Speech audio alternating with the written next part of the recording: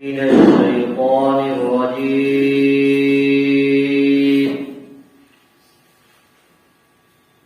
بسم الله الرحمن الرحيم. وإذ ابتلى إبراهيم ربه بكلمات فأتمهن قال إني جاعلك للناس إماما قال ومن ذريتي قال لا ينال عهد الظالمين.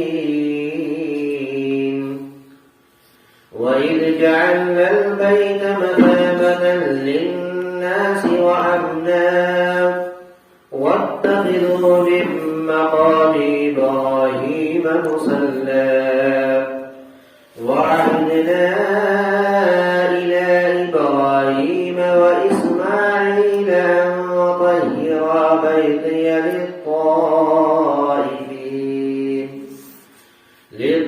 للطائفين والعاكفين والركع السجود.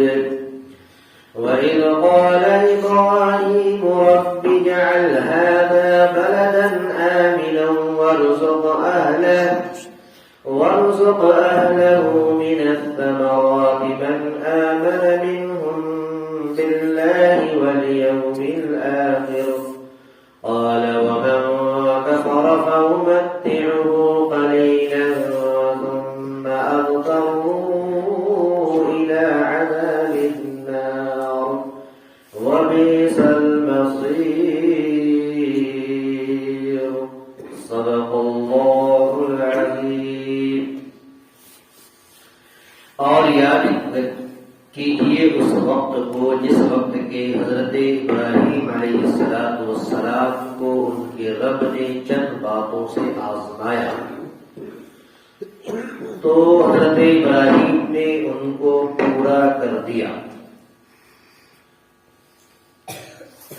پھر اللہ تعالیٰ نے فرمایا کہ میں آپ کو لوگوں کے لیے پیشوا بنانے والا ہوں. تو حضرت ابراہیم نے کہا کہ میری اولاد میں سے، تو اللہ تعالیٰ نے کہا کہ میرا عہد اور میرا فیض ظالموں کو نہیں حاصل ہوگا، نہیں پہنچنے والا ہے. اور یاد کیجیے اس وقت کو جس وقت کے ہم نے بیت اللہ کو لوگوں کے لیے جمع اور اجتماع کی جگہ بنایا، لوٹ کر آنے کی جگہ بنایا اور امن کی جگہ بنایا. اور بناؤ ابراہیم کو یعنی مقام ابراہیم کو نماز کی جگہ. اور ہم نے ابراہیم کو اور اسماعیل کو تاکید کیا کہ تم میرے گھر بیت اللہ کو پاکیزہ کرو، پاک کرو ان لوگوں کے لیے جو طواف کرنے والے ہیں اور اعتکاف کرنے والے ہیں، رکوع اور سجود کرنے والے ہیں. اور یاد کیجیے اس وقت کو جس وقت کہ ابراہیم نے کہا ہے میرے رب بنا دیجئے اس شہر کو امن کی جگہ اور رزق دیجئے وہاں کے باشندوں کو پھلوں میں سے، میوہ میں سے. وہ شخص جو کہ ان میں سے اللہ پر ایمان لائے اور یوم آخرت پر ایمان لائے. اللہ تبارک و تعالی نے کہا جن لوگوں نے کفر کیا، انکار کیا، تو ہم اس کو بھی فائدہ پہنچائیں گے تھوڑے دن، پھر اس کو کھینچ لائیں گے جہنم کے اور آگ کے عذاب کی طرف، اور برا ٹھکانہ ہے، بری جگہ ہے وہ. 3 آیت کریمہ کی تلاوت ہوئی سورۃ البقرہ کی. یہ 3 آیت کریمہ جو ابھی آپ کے سامنے اور آپ کے بیچ آپ کے روبرو پڑھا گیا ہے. یہ آیت کریمہ اپنے اندر ایک جامعیت رکھتی ہے، ایک معنویت رکھتی ہے. اس کی تفصیل اور اس کی گہرائی کے اندر اگر جایا جائے تو ایک لمبا وقت درکار ہوتا ہے.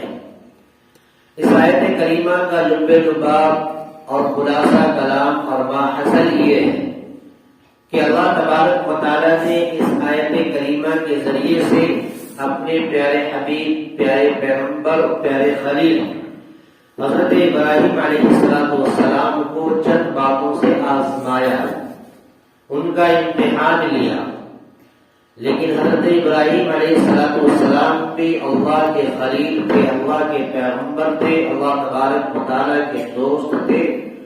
پروردگار عالم نے حضرت ابراہیم کو جو آزمایا تو ابراہیم علیہ السلام اپنے رب کے تمام آزمائشوں کو مکمل کر کے دکھایا، اور تمام آزمائشوں کو جب مکمل کر دیا تو اللہ تبارک و تعالیٰ نے ان سے کہا کہ میں آپ کو لوگوں کے لیے پیشوا اور امام اور مقتدی بنانے والا ہوں۔ اور اللہ تبارک و تعالیٰ نے حضرت ابراہیم کو کہا کہ تم کو ہم مقتدی بنائیں گے۔ تو حضرت ابراہیم علیہ السلام وہاں پر اپنی زبان سے بول بیٹھے کہ کیا میری اولاد میں سے بھی کسی کو جو ہے امام بنائیں گے؟ تو اللہ تبارک و تعالیٰ نے کہا کہ میرا فیوز، میرے برکات اور میرا فیض، میرا عہد جو ہے ظالموں کو پہنچنے والا نہیں ہے۔ اس آیت کریمہ میں ایک لمبا چوڑا واقعہ ہے، جس واقعے کے پیچھے یا اس واقعے کو ہمیں بیان کرنا نہیں ہے، لیکن موٹے موٹے بات یہ سمجھ لیں کہ اللہ تبارک و تعالیٰ نے حضرت ابراہیم کو آزمایا۔ کس چیز سے آزمایا؟ چند باتوں سے آزمایا، چند کلمات سے آزمایا ہے۔ جس کلمات کو اور جس بات کو حضرت ابراہیم علیہ السلام نے پورا کر دیا۔ آپ یہاں پر چند باتوں سے کیا مراد ہے؟ بکلمات، چند بات سے کون کون سے آزمائش مراد ہے؟ تو مفسرین نے، سابق نے، کثیر نے اور دیگر مفسرین نے یہ لکھا ہے کہ بہت سے لوگوں نے 10 بات یعنی 10 آزمائش مراد لیا ہے، کسی نے 20 آزمائش مراد لیا، کسی نے اسے کم و بیش بھی بتایا کہ حضرت ابراہیم کو آزمایا۔ لیکن موٹی موٹی باتیں یہ سمجھ لیجیے کہ اللہ تبارک و تعالیٰ نے حضرت ابراہیم کو سب سے پہلے آزمائش یہ کیا کہ ان کو آزر کے گھر پیدا کیا۔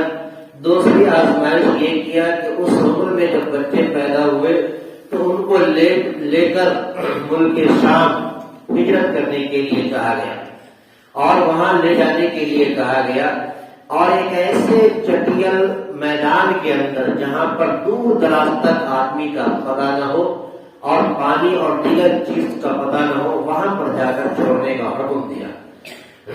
اسی طریقے سے اللہ تبارک و تعالیٰ نے حضرت ابراہیم کو آخری مرحلے کی جو آزمائش ہے کہ وہ اپنے بیٹے کو قربان کرو اللہ کے راہ میں، تو اللہ تبارک و تعالیٰ نے قرآن کریم کی قد صدقت الرؤیا انا کذالک نجزی المحسنین کہ حضرت ابراہیم نے خواب کو سچا کر دکھایا اور پورا کر دیا۔ اس طریقے کی اور ساری آزمائش ہے۔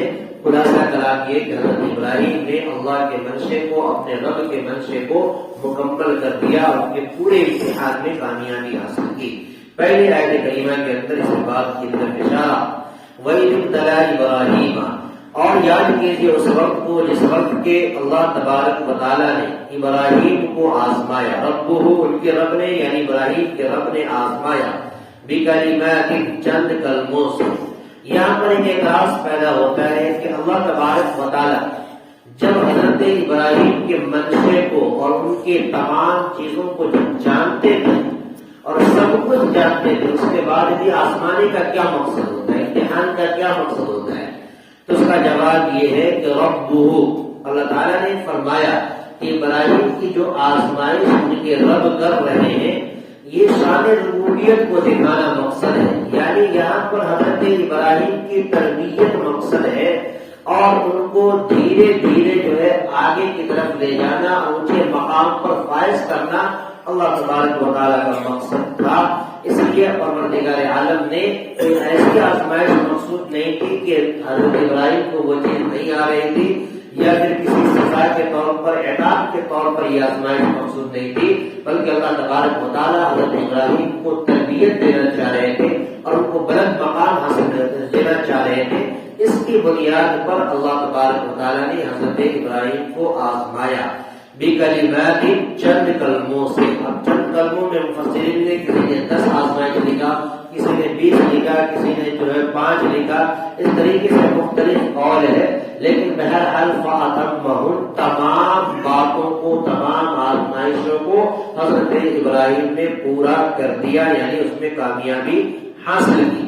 اس کے بعد اللہ تبارک و تعالیٰ نے فرمایا کہ اب جب آپ نے آزمائش مکمل کر دیا، امتحان میں کامیابی حاصل کر دے، تو اس امتحان کے بعد اللہ تبارک و تعالیٰ حضرت ابراہیم کو لوگوں کا مقتدا، ان کا پیشوا، ان کا رہنما بنانا چاہ رہے تھے.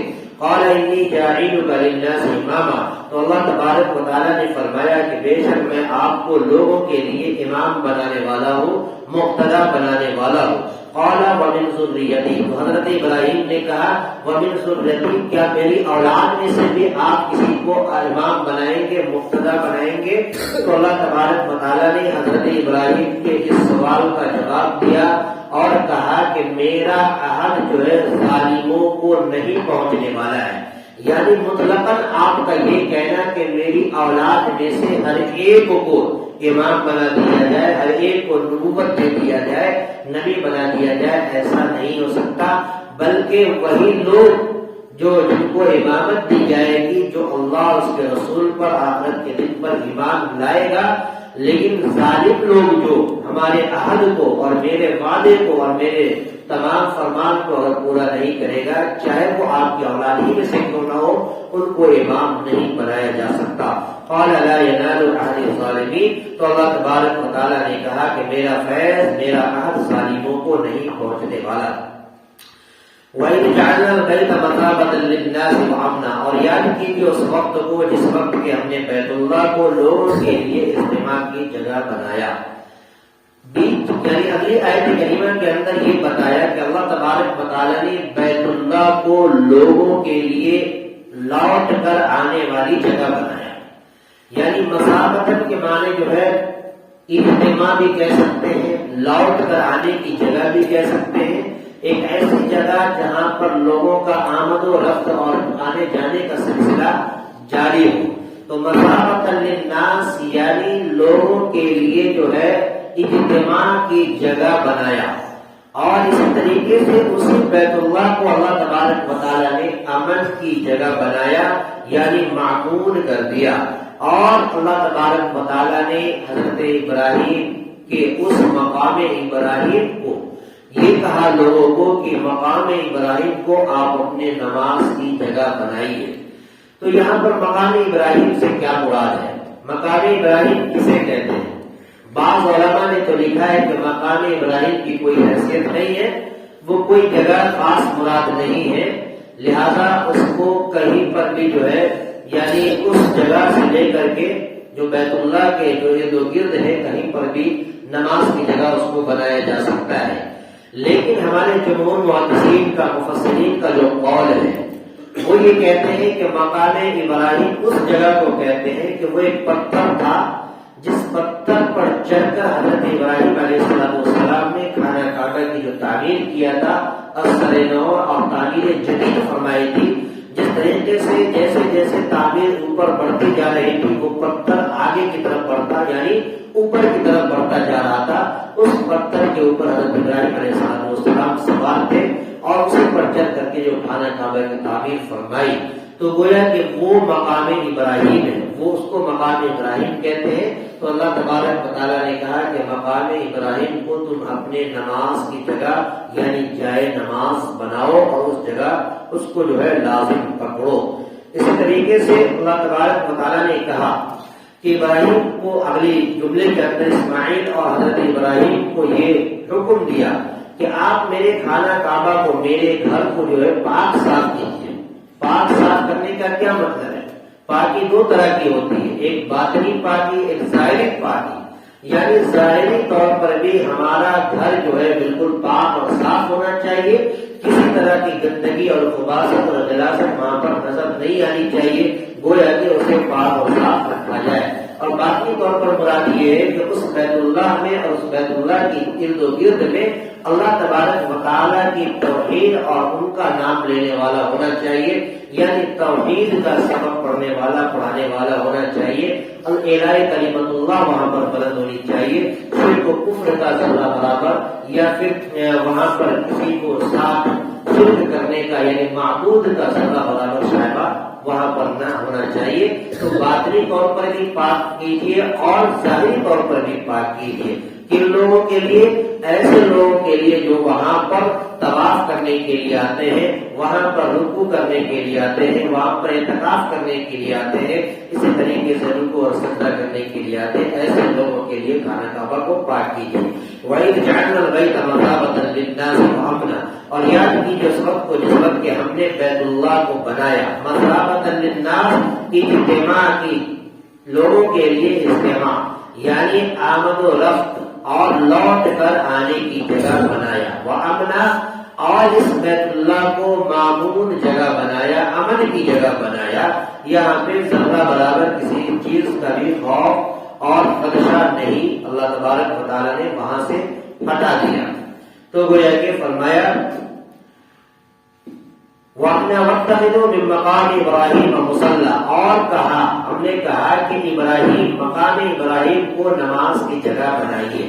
وَعَهِدْنَا إِلَىٰ إِبْرَاهِيمَ وَإِسْمَاعِيلَ، اور ہم نے حکم کیا، تاکید کیا ابراہیم کو، اسماعیل کو، یہ کہ الطہرا بیتیا، یہ کہ وہ میرے گھر کو پاک کرے، للطائفین، طواف کرنے والوں کے لیے، والعاکفین، اعتکاف کرنے والوں کے لیے، والرکع السجود، رکوع اور سجدہ کرنے والوں کے لیے ہمارے گھر کو پاکیزہ بنائیے۔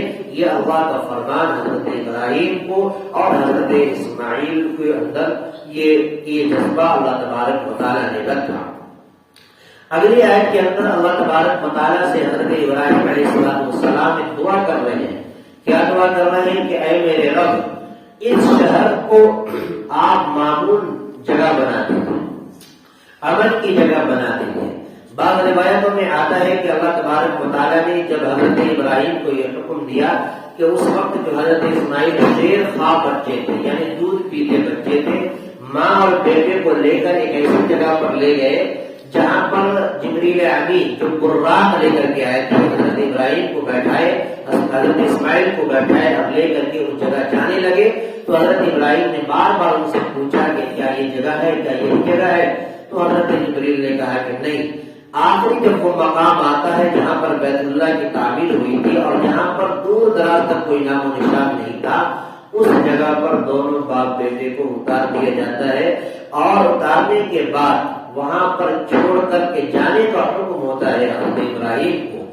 تو گویا کہ وہاں پہ کوئی بستی نہیں، اس جگہ کو آباد کرنا مقصد تھا، اس جگہ کو جو ہے ایک فوقیت دینا مقصد تھا۔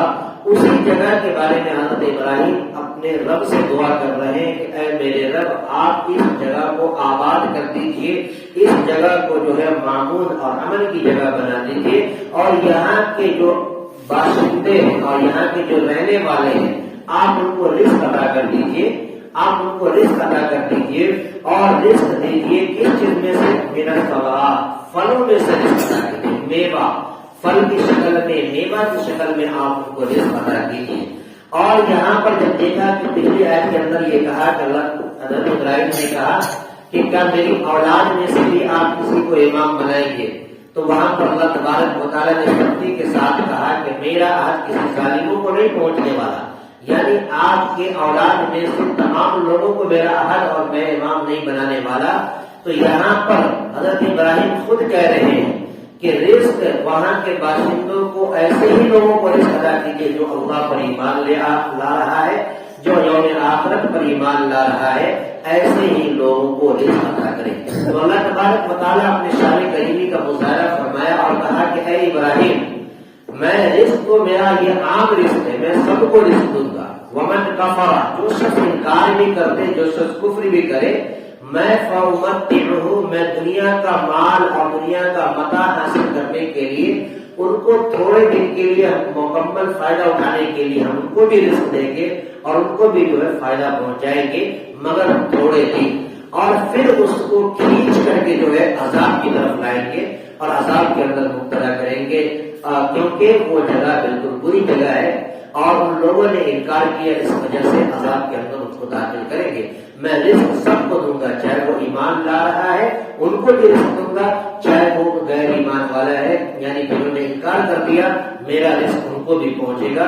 آخری آیت میں اور اگلی آیت کے اندر اسی بات کو بیان فرمایا، وَإِذْ قَالَ إِبْرَاهِيمُ رَبِّ اجْعَلْ هَٰذَا بَلَدًا، اور یاد کیجیے اس وقت کو جس وقت ابراہیم علیہ السلام نے کہا اے میرے رب اجعل هذا بلدا، بنا دیجیے اس شہر کو آمینہ، امن کی جگہ، معمول جگہ، امن کی جگہ بنا دیجیے، وارزق اہلہ، اور رزق عطا کیجیے اہلہ من الثمرات، اہلہ یعنی اس جگہ کے باشندوں کو من الثمرات پھلوں میں سے، میوہ میں سے، من آمن منہم باللہ والیوم الآخر، حضرت ابراہیم نے کہا کہ اس شخص کو عطا کیجیے جو ان میں سے یعنی ہماری اولاد میں سے ایمان لاتا ہے اور اللہ پر ایمان لا رہا ہے یا آخرت کے دن پر ایمان لا رہا ہے، ایسے لوگوں کو آپ پر عطا کیجیے۔ قال ومن کفر، اللہ تبارک و تعالی نے کہا ومن کفر، جس شخص نے انکار کیا، فَأُمَتِّعُهُ، میں اس کو بھی فائدہ پہنچاؤں گا، میں اس کو بھی جو ہے رزق دوں گا، قلیلا، کچھ دنوں تک، ثم اضطره الى عذاب النار، پھر میں اس کو کھینچ لاؤں گا، پکڑ لاؤں گا کس چیز کی طرف، یعنی ڈھکیل دوں گا اس کو الى عذاب النار، دوزخ کے عذاب کی طرف، یعنی جہنم کے عذاب کی طرف اس کو میں کھینچ لاؤں گا، کیونکہ انہوں نے جو ہے ہمارے وعدے کا، معاہدے کا انکار کیا۔ وبئس المصیر، اور جہنم کا عذاب یہ برا ٹھکانہ ہے، بری جگہ ہے، گویا کہ اس سے بچنا چاہیے۔ تو آج کی آیت کریمہ اور آج کے درس قرآن سے، آج کے سبق سے ہمیں اور آپ کو یہ پیغام ملا کہ اللہ تبارک و تعالیٰ کا جو منشا ہے اور پروردگار عالم جو چاہتا ہے وہی کرتا ہے، اور اللہ تبارک و تعالیٰ رزق اپنے تمام بندوں کو دیتا ہے، چاہے وہ ایمان والا ہو یا غیر ایمان والا ہو، لیکن ایمان والوں کا دائمی جو نعمتیں ہوتی ہیں وہ دائمی ہے، یعنی دنیا کے اندر بھی ان کی نعمتیں ہیں ان کے لیے، اور آخرت کے اندر بھی اللہ تبارک و تعالیٰ نے ان کے لیے نعمتیں تیار کی ہیں، لیکن غیر ایمان والے ہیں ان کے لیے دنیا میں عیش و عشرت ہے، لیکن آخرت میں ان کے لیے اللہ تبارک و تعالیٰ نے کوئی سامان نہیں رکھا ہے۔ اللہ تعالیٰ ہم سبوں کو آج کے سبق پر عمل کرنے کی توفیق عطا فرمائے، آمین وآخر دعوانا الحمدللہ رب العالمین۔ اللهم صل على سيدنا محمد وعلى آل سيدنا محمد وبارك وسلم۔ ربنا آتنا في الدنيا حسنة وفي الآخرة حسنة وقنا عذاب النار، ربنا ظلمنا أنفسنا وإن لم تغفر لنا وترحمنا لنكونن من الخاسرين۔ یا الہ العالمین رب کریم مولا کریم پروردگار عالم، رحم کا، کرم کا، عافیت کا، درگزر کا معاملہ فرما۔ اے اللہ ہم سبوں کو، اے اللہ تمام گناہوں سے بچ کر زندگی گزارنے کی توفیق عطا فرما۔ اے اللہ ہم سب کو آج کے درس قرآن پر، سبق پر عمل کرنے کی توفیق عطا فرما۔ اے اللہ جو بھی قرآن مجید کی آیت کریمہ پڑھی گئی، تلاوت کی گئی، ترجمہ ہوا، اے اللہ جو بھی اس کے مفہومات ہیں، جو بھی ان کے جو فرمان ہے، اے اللہ تمام مفہوم پر اور فرمان پر ہم سب کو عمل کرنے کی توفیق عطا فرما۔ اے اللہ ہم سب کے لیے نجات کا ذریعہ بنا۔ اے اللہ قرآن سے محبت عطا فرما، قرآن کی آیتوں سے محبت عطا فرما، ہماری دعاؤں کو اپنے حبیب پاک صلی اللہ علیہ وسلم سے دفاع قبول عطا فرما۔ ربنا تقبل منا انك انت السميع العليم وتب علينا انك انت التواب الرحيم۔